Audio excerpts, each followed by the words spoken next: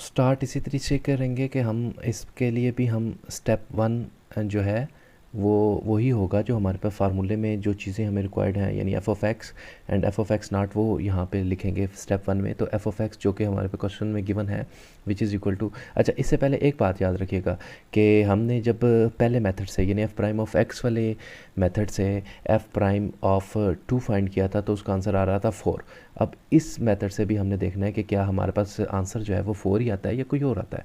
तो स्टेप 1 में हम क्या करेंगे कि एफ ऑफ एक्स की वैल्यू जो कि क्वेश्चन में गिवन है वो लेंगे और which is equal to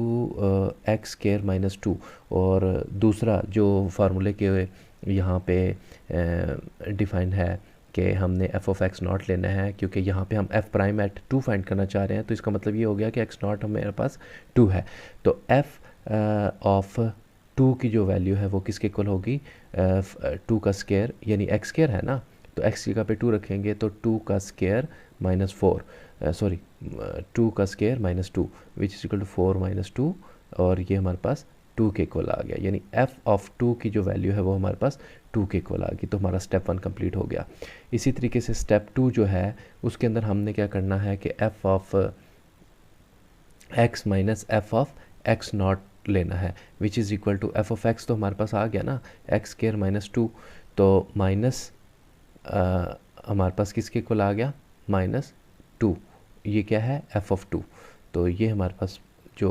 quantity है वो हमारे पास स्टेप 2 के अंदर आंसर आ गया। ठीक है, इसी तरीके से स्टेप 3 के अंदर हम करते ये हैं कि डिवाइड करते हैं F of x minus f of x not को डिवाइड करना है एक्स माइनस एक्स नॉट से। तो F of x plus x F of x minus f of x not किसके इक्वल आ गया, यहाँ पे देखें तो एक्स स्केयर माइनस 2 हमारे पास ये दोनों चीज़ें मिलके क्या बन गई 4। तो हम लिख सकते हैं x square minus 4 divided by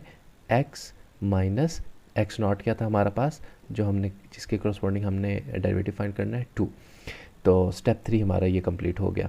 इसी तरीके से हाँ, यहाँ पे एक अच्छा क्वेश्चन ये आता है कि एक्स स्केयर माइनस 4 है, तो स्टेप 3 में हम सिंप्लीफाई कर लेते हैं।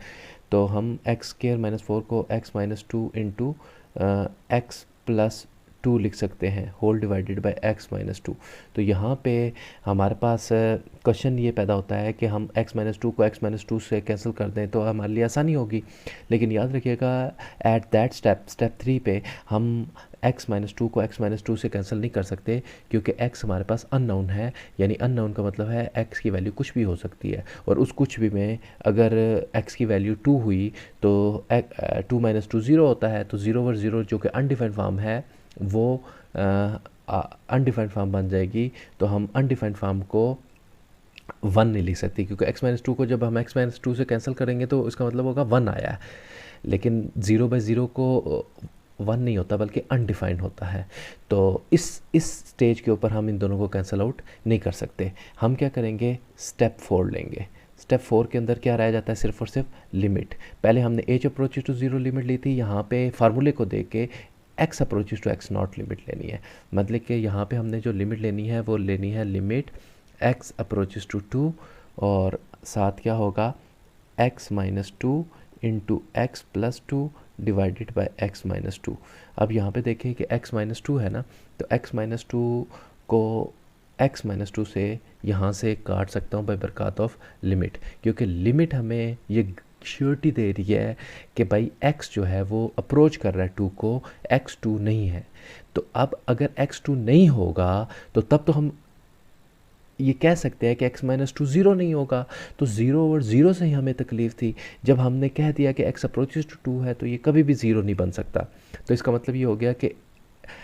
इस केस के अंदर हम x माइनस 2 को x माइनस 2 से कैंसिल कर सकते हैं। तो फाइनली हमारे पास जो लिमिट है x अप्रोचेज 2 वो किसके अप्लाई करेंगे, x प्लस 2 पे। तो x की जगह पे 2 सब्स्टिट्यूट करेंगे,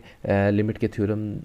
जो है वो हम अप्लाई करेंगे, तो हमारे पास ये आ जाएगा 2 plus 2 which is equal to 4। तो आप नोट करें कि जब हमने पहले मेथड से यानी फार्मूला 1 से फाइंड किया था तो उस वक्त भी ये मैंने अलग से लिख के रखा हुआ है कि हमारे पास जो एफ प्राइम ऑफ एक्स है वो 4 आया था, और यहाँ पे जब हमने दूसरे फार्मूले से फाइंड आउट किया है तो इससे भी हमारे पास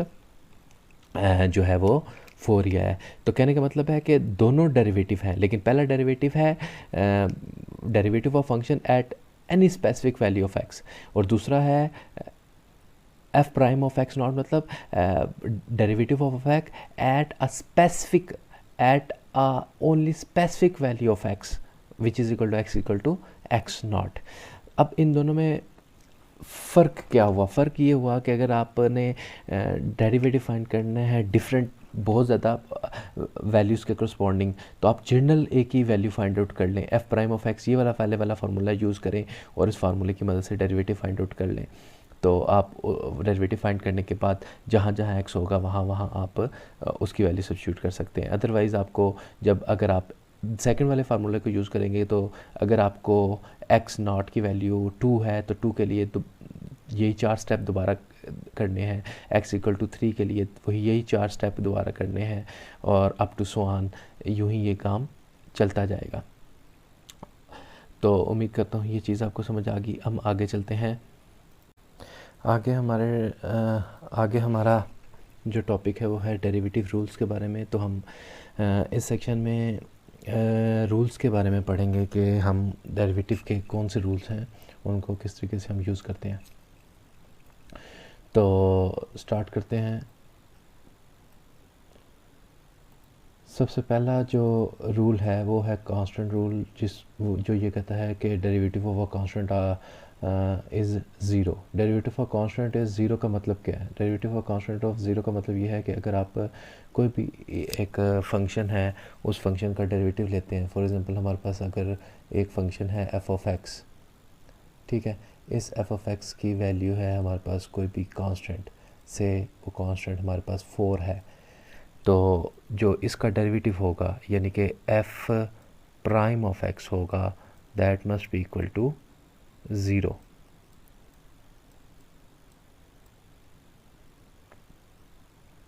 ये कांस्टेंट रूल है, ठीक है। अब इसी तरीके से अब एक चीज़ यहाँ पे मैं बताता चलूँ कि अगर हमारे पास कोई भी एक फंक्शन है एफ ऑफ एक्स, ठीक है, तो इस एफ ऑफ एक्स का जो डेरिवेटिव हम लेते हैं वो लेते हैं किसी भी with respect to independent variable. तो उसकी नोटेशन ये है कि d over d x of f of x which is equal to f prime of x. तो इसी तरीके से अगर आपके पास कोई भी एक फंक्शन एक्स है जो कि सी के इक्वल है, सी मतलब कोई भी कांस्टेंट है, तो उसका जब आप डेरिवेटिव लेंगे यानी एफ प्राइम ऑफ एक्स लेंगे, या दूसरे अल्फाज में मैं ये कहता हूँ कि d over d x of f of x लेंगे, तो आपको सी का भी डेरिवेटिव रिस्पेक्ट टू एक्स लेंगे, तो दैट इज़ मीन कि वो कांस्टेंट का डेरिवेटिव, तो ये एफ प्राइम ऑफ एक्स तो आपके पास एफ प्राइम ऑफ एक्स हो गया, लेकिन जो कांस्टेंट का डेरिवेटिव है वो किसके इक्वल हो गया? ज़ीरो के इक्वल हो गया, ठीक है। अब हम आगे चलते हैं, और जो हमारे पास नेक्स्ट प्रॉपर्टी है या रूल है वो ये है, the derivative of a function of x is zero with respect to any variable that does not depend on x. ये बड़ी इंटरेस्टिंग प्रॉपर्टी है, या ये बहुत ज़बरदस्त किस्म का एक रूल है कि आपके पास, पहले देखें पॉइंट टू बी नोटेड, पहले हमारे पास ये था कि हम डी ओवर डी एक्स ले रहे थे और हमारे पास कोई कांस्टेंट था, ठीक है, तो वो तो ज़ीरो हो गया ना। अब यहाँ पे ये कहा जा रहा है कि अगर आपके पास कोई भी एक फंक्शन है और वो फंक्शन डिपेंड नहीं कर रहा एक्स पे, से वो जो फंक्शन है वो वाई का फंक्शन है, एफ ऑफ वाई है, तो लेकिन आप अगर उसका डेरिवेटिव लेंगे विद रिस्पेक्ट टू एक्स तो वो भी इक्वल टू होगा ज़ीरो के। यानी सिंपली क्या है कि अगर आपके पास डी एक्स है और यहाँ पे फंक्शन है जी स्केयर माइनस 7, ठीक है, तो इसका आंसर क्या होगा? That must be equal to zero. क्यों? क्योंकि यहाँ पे मेंशन है कि the derivative of a function with respect to x is zero